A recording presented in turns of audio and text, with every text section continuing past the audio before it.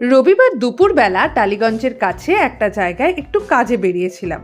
দুপুর হওয়ার জন্য চারিদিক বন্ধ ছিল আর দিনটা বেশ গরম ছিল। ভেবেছিলাম কোনো ক্যাফেতে গিয়ে এই সময়টা কাটাবো।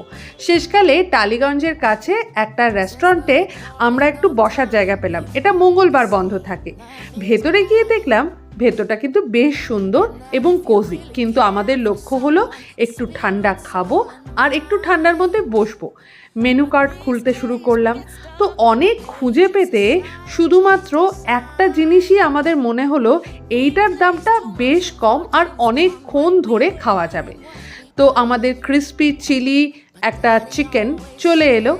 খেতে যখন শুরু করলাম বেশ ভালো লাগছিল, মিথ্যে কথা বলবো না, কিন্তু তারপরে মনে হলো নুনটা যেন একটু কম।